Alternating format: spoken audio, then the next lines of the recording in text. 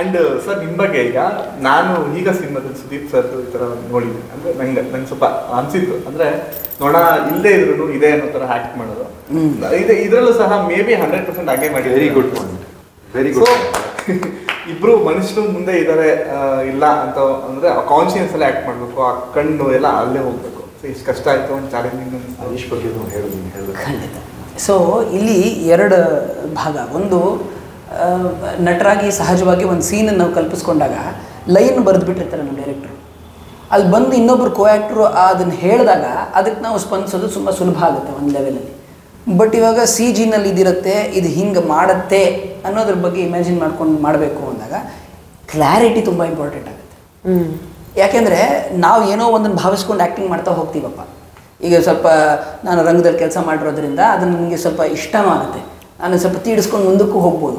But ಅದನ್ನು ಹಿಡಿಬೇಕಲ್ವ, ಇಲ್ಲ ಇದು ಸರಿ ಇದು ತಪ್ಪು ಅನ್ನೋ ವಿಶ್ಲೇಷಣೆ ಕೊಡಬೇಕಲ್ವ. ಅದಕ್ಕೆ ನಾವೆಲ್ಲರೂ ಡೈರೆಕ್ಟಾಗಿ ತಿರುಗಿಬಿಟ್ಟು ಸ್ವಾಮಿ ಕರೆಕ್ಟಾ ಅಂತ ಕೇಳ್ತಾ ಇದ್ವಿ, ಅಷ್ಟಂತೂ ನಿಜ. ಆ್ಯಂಡ್ ಈಗ ಒಂದು ಸ್ವಲ್ಪ ವರ್ಷಗಳ ಕಾಲ ನಾನು ಆಗಲೇ ಕೆಲಸ ಮಾಡಿದ್ದೀನಿ, ಒಂದು 20 ವರ್ಷ ಈ ಫೀಲ್ಡಲ್ಲಿ ಇದ್ದೀನಿ ನಾನು. ಬಟ್ ಒಬ್ಬ ಸಣ್ಣ ಹುಡುಗ ಯಾವತ್ತೂ ಹೆಚ್ಚು ಎಕ್ಸ್ಪೀರಿಯನ್ಸ್ ಇಲ್ಲದೇ ಇರೋನು ಅದೇ ಥರ ಪಾತ್ರ ಮಾಡಬೇಕು ಅಂದರೆ, ಆ್ಯಂಡ್ ಆ್ಯಕ್ಚುಲಿ ಹೆಚ್ಚು ನನ್ನ ವಯೋಮಾನ ಸಣ್ಣದಾಗಿದ್ದಾಗಿನ ಪಾತ್ರ ಯಾರು ಮಾಡಿದ್ದಾರೆ ಆತ ಅದನ್ನು ಎಷ್ಟು ಚೆನ್ನಾಗಿ ನಿಭಾಯಿಸಿದ್ದಾನೆ ಅಂತ ನಮಗೆ ನೋಡಿದ್ಮೇಲೆ ಅನಿಸ್ತಾ ಇದೆಯಾ, ವಾ ಎಷ್ಟು ಸುಲಲಿತವಾಗಿ ಮಾಡ್ಬಿಟ್ಟಿದ್ದಾನಲ್ಲ ಇವನು ಈ ಮಗು. ಹುಡುಗ ಎಷ್ಟು ಟೆಕ್ನಿಕಲಿ ಅವೇರ್ ಇದ್ದ ಅಂತಂದ್ರೆ ನಮಗೆ as actors with experience it's a learning. And ಆ ಹುಡುಗನೇ ಅನೀಶ್ ಅಂತ ಹುಡುಗ ಇಟ್ಟಿದ್ದ ಹೆಸರುಗಳಿದ್ದು. ಯಾಕಂದ್ರೆ ನಾನು ಸ್ಕ್ರಿಪ್ಟ್ ಬರ್ದಾಗ ಬೊಂಬೆ 1 ಬೊಂಬೆ 2 ಅಂತಲೇ ಬರ್ತಿದ್ದೆ. ಶೂಟ್ ಎಲ್ಲ ಆ ಹುಡುಗನ ಪಾತ್ರದ ಸ್ಕೆಡ್ಯೂಲ್ ಎಂಡಲ್ಲಿ ಇದು ನೋಡಿದ್ರೆ ಏನು ಕರಿಬೇಕು ಅನ್ಸುತ್ತೆ ಅಂತ ಕೇಳಿದಾಗ ಅವಳು 1 ಸೆಕೆಂಡ್ ಕೂಡ ಯೋಚನೆ ಮಾಡಿದೆ, ಗುಂಡು ಸೌಂಡು ಅಂತ. ಬಹಳ ಇಷ್ಟ ಆಯ್ತು. ಹೆಸರು ಇವಾಗ ಇಟ್ಟಿದ್ದೀನಿ ಸಿನಿಮಾಲ್, ಅದಕ್ಕೆ ಹೆಸರು ಒಬ್ರಿಗೊಬ್ರು ಪರಸ್ಪರ ಕರೀದೇ ಇರೋ ಅಂತ ಹೆಸರು. ಬಟ್ ಅಂಡ್ ಆಲ್ಸೋ ಅದರದೇ ಒಂದು ಸ್ಪಿನ್ ಆಫ್ ಸೀರೀಸ್ ಮಾಡೋ ಪೊಟೆನ್ಷಿಯಲ್ ಇರುವಂತ ಅಷ್ಟು ಸುಂದರವಾಗಿ ಪರ್ಫಾರ್ಮ್ ಮಾಡಿದ್ದಾರೆ ರಾಮ್ ಪ್ರಸಾದ್ ಬಾಣಾವರ ಮತ್ತೆ ಸತೀಶ್ ಕುಮಾರ್. ಅದರದೇ ಅದು ಬೇರೆ ಚಾಲೆಂಜ್. ಇವ್ರಿಗೆ ಎಷ್ಟು ಚಾಲೆಂಜ್ ಇತ್ತು ಅವ್ರಿಗೂ ಅಷ್ಟೇ ಚಾಲೆಂಜ್. ಯಾಕಂದ್ರೆ ಅವ್ರು ಹಿಂಗೆ ಕೆಳಗೆ ನೋಡ್ಕೊಂಡು ಬೊಂಬೆ ಅಂತ ಕಲ್ಪಿಸ್ಕೊಂಡ್ರೆ ಇವರು ತಾವು ಬೊಂಬೆ ಆಗಿ ತಮ್ಮ ಮನುಷ್ಯ ಸ್ನೇಹಿತರ ಜೊತೆ ಮೇಲ್ ನೋಡ್ಕೊಂಡು ಮಾತಾಡ್ಬೇಕು. ಬಟ್ ಎಲ್ಲದಕ್ಕಿಂತ ಜಾಸ್ತಿ ಚಾಲೆಂಜ್ ಅಂತ ಇದನ್ನ ತಗೊಂಡಿರೋರು ಸೂರ್ಯ ವಶಿಷ್ಠ.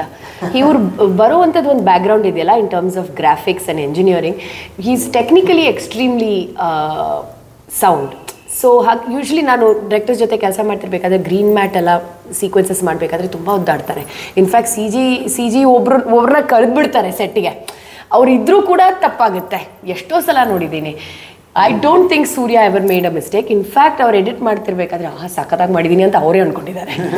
ಸೊ ಆ್ಯಂಡ್ ಇನ್ನೊಂದು ವಿಶೇಷತೆ ಏನು ಅಂದರೆ, ಈಗ ಸಿನಿಮಾದಲ್ಲಿ ಡಿರೆಕ್ಷನ್ ಒಬ್ರು ಮಾಡ್ಕೊಂಡು ಹೋಗ್ತಾ ಇರ್ತಾರೆ, ಆ್ಯಕ್ಟಿಂಗ್ ಎಲ್ಲ ಉಳಿದವ್ರು ಮಾಡ್ಕೊಂಡು ಹೋಗ್ತಿರ್ತಾರೆ ಅನ್ನೋ ಥರ ನಮ್ಮ ಸಿನಿಮಾನಾಗಲಿಲ್ಲ. ಯಾಕೆಂದರೆ ಅಭಯ್ ಅನ್ನೋ ಪಾತ್ರನೂ ಸೂರ್ಯನೇ ಆ್ಯಕ್ಟ್ ಮಾಡಿದ್ದು.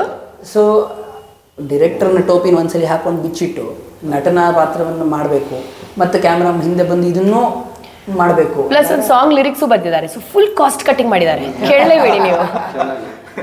ಹೇಗೆ ಉಳಿಸ್ಬೇಕು, ಈ ರೀತಿ ಉಳಿಸಿದ್ರೆ ಮಜಾನೂ ಇರುತ್ತೆ. ಹೌದು, ಮಲ್ಟಿಪಲ್ ಹ್ಯಾಟ್ಸ್ ಚೆನ್ನಾಗಿದೆ. ಅಂಡ್ ಈ ಕಾನ್ಸೆಪ್ಟ್ ಇದ್ದಿಲ್ಲ ಸರ್, ಅದು ಹಿಂಗೆ ಸ್ಪಾರ್ಕ್ ಆಯ್ತು ನಿಮಗೆ? ಬರೆದಾದ್ಮೇಲೆ ಬೇರೆ ಭಾಷೆಗಳಲ್ಲಿ ಈ ರೀತಿ ಪ್ರಯೋಗಗಳಾಗಿದೆ ಅನ್ನೋ ಅರಿವಾಗಿದ್ದು ನನಗೆ. ಬರೆಯುವಾಗ ಅದು ಯೋಚನೆನೂ ಮಾಡಲಿಲ್ಲ, ಈ ಥರ ಬಂದಿದೆಯಾ ಬಂದಿಲ್ವಾ ಯಾರು ಮಾಡಿದ್ದಾರೆ ಅದು ಯಾವುದೂ ಇರಲಿಲ್ಲ. ನಾನು ತಮಸ್ಸು ಚಿತ್ರದಲ್ಲಿ ಅಸಿಸ್ಟೆಂಟಾಗಿ ಕೆಲಸ ಮಾಡಿದ್ದೆ 2019 ಅಗ್ನಿಶೀತಲ್ ಸರ್ ಡೈರೆಕ್ಟ್ ಮಾಡಿದ ಸಿನಿಮಾ.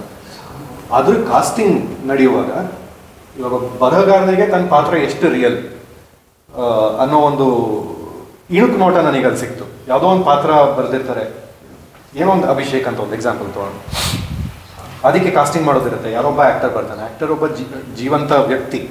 ಈ ಅಭಿಷೇಕ್ ಅನ್ನೋದು ನಮ್ಮ ಇಮ್ಯಾಜಿನರಿ ಕ್ಯಾರೆಕ್ಟರ್. ಬಟ್ ಈ ಅಭಿಷೇಕ್ ನಮಗೆ ಎಷ್ಟು ಚೆನ್ನಾಗಿ ಅರಿವಾಗ್ಬಿಟ್ಟಿರ್ತಾನೆ ಅಂದರೆ, ಒಬ್ಬ ನಿಜವಾದ ಮನುಷ್ಯನ ಸಮತೋಲನ ಮಾಡೋಕ್ಕೆ ಪ್ರಯತ್ನ ಪಡ್ತೀವಿ, ಕಂಪೇರ್ ಮಾಡೋಕ್ಕೆ ಟ್ರೈ ಮಾಡ್ತೀವಿ. ಹಿಂಗೆ ಹಂಗೆ ಅಭಿಷೇಕ್ ಇಷ್ಟು ಸಾಫ್ಟ್ ಅಥವಾ ಇಷ್ಟು ಅಗ್ರೆಸಿವ್ ಅಥವಾ ಹಿಂಗಿರಬೇಕು ಹಂಗಿರಬೇಕು, ಈ ಮನುಷ್ಯ ಹಂಗಲ್ಲ ಅಂತ ನಿಜವಾದ ಮನುಷ್ಯನ ತಡೆಗಟ್ಬಿಡ್ತೀವಿ ಅಷ್ಟು ಸುಲಭವಾಗಿ.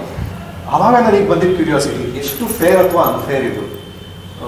ಪಾಪ ಒಬ್ಬ ಜೀವಂತ ವ್ಯಕ್ತಿನ ನಾವು ಈ ಥರ ಕಂಪೇರ್ ಮಾಡಿ, ಇಮ್ಯಾಜಿನರಿ ಕ್ಯಾರೆಕ್ಟರ್, ಬಟ್ ಈ ಮನುಷ್ಯನೇ ನಮಗೆ ಎಷ್ಟು ರಿಯಲ್ ಕತೆ ಹೇಳಕ್ಕೆ ಹೊರಟಾಗ.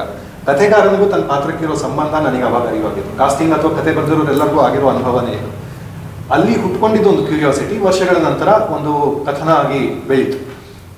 ಕಥೆಗಾರ ಪಾತ್ರ ಎದುರುಗೊಂಡ್ರೆ ಹೇಗಿರ್ಬೋದು, ಇರೋ ಅಷ್ಟೇ ಆಲ್ಫಾಬೆಟ್ಗಳಲ್ಲಿ ಒಂದು ಪದ್ಯ ಒಬ್ಬರಿಗೆ ಹೊಳೆಯುತ್ತೆ, ಒಂದು ಕತೆ ಇನ್ನೊಬ್ಬರಿಗೆ ಹೊಳೆಯುತ್ತೆ, ಅದೇ ಆಲ್ಫಾಬೆಟ್ಸ್ ರೀಅರೇಂಜ್ ಆಗೋದಷ್ಟೇ. ಬಟ್ ಯಾಕೆ ಕೆಲವು ಸಾಹಿತ್ಯ ಕೆಲವರಿಂದಲೇ ಬರುತ್ತೆ, ಕೆಲವು ಕತೆ ಕೆಲವರಿಂದಲೇ ಬರುತ್ತೆ. ಅದು ಇವ್ರನ್ನ ಆಯ್ಕೆ ಮಾಡ್ಕೋತಾ ಇದೆಯಾ ಅಥವಾ ಇವ್ರು ಅದನ್ನು ಸೃಷ್ಟಿಸ್ತಾ ಇದಾರ, ಕ್ಯೂರಿಯಾಸಿಟಿ ಬಂದಿದೆ ಅಲ್ಲಿಂದ. ಅದು ಒಂದು ಕಥನೆ ಆಗಿ ಬೆಳ್ಕೊಂಡು ಇವಾಗ ತೆರೆ ಮೇಲೆ ಬರೋಕ್ಕೆ ತಯಾರಾಗಿದೆ. ಆ್ಯಂಡ್ ಅದು it's a very surface level philosophy ಹಂಗೆ ತಗೊಂಡಾಗ ಕ್ಯಾರೆಕ್ಟರ್ ಮತ್ತು ರೈಟರ್ ರಿಲೇಷನ್ಶಿಪ್, ಅದರಲ್ಲಿ ಎಮೋಷನಲ್ ಜರ್ನಿ ಏನಿದೆ, ಯಾರ್ದು ಏನು ಬ್ಯಾಗೇಜ್ ಇದೆ, ಅದಕ್ಕೆ ಹೇಗೆ ಕ್ಲೋಜರ್ ಸಿಗೋದು, ಆ ಸ್ಟ್ರಕ್ಚರ್ ನನಗೆ ಕ್ಲಿಯರ್ ಆದಾಗ ಬರೆಯೋಕ್ಕೆ ಶುರು ಮಾಡಿದ್ದು ಕಥೆ ಸಾರಾಂಶ. ಅಂದ್ರೆ ಆ ಇಬ್ರು ಕ್ಯಾರೆಕ್ಟರ್ಸ್ ಅವ್ರಿಗೆ ಮಾತ್ರ ಕಾಣಿಸ್ತಾರ? ಅದು ಸಿನಿಮಾ ನೋಡಿ ಬಿಟ್ಬಿಟ್ರೆ 15ನೇ ತಾರೀಕು ಯಾರು ಇವ್ರಿಗೂ ಕಾಣಿಸ್ತಾರ ಇಲ್ಲ ಹೇಗೆ ಅಂತ ಮಾಯಾಲೋಕದಲ್ಲಿ ಅವರು ತುಂಬಾ ಆಡಿಯನ್ಸ್ಗಂತೂ ಕಾಣಿಸ್ತಾರೆ ಸರ್. ಎಲ್ಲರೂ ಕಾಣಿಸ್ತಾರೆ. ಯಾರ್ಯಾರ ಜೀವನ ಹೇಗೆ ಕ್ರಿಸ್ ಕ್ರಾಸ್ ಆಗುತ್ತೆ ಅದೇ ಇರೋದು ಎಮೋಷನಲ್ ಜರ್ನಿ, ಅದರಲ್ಲೇ ಇರೋದು ಬ್ಯೂಟಿ.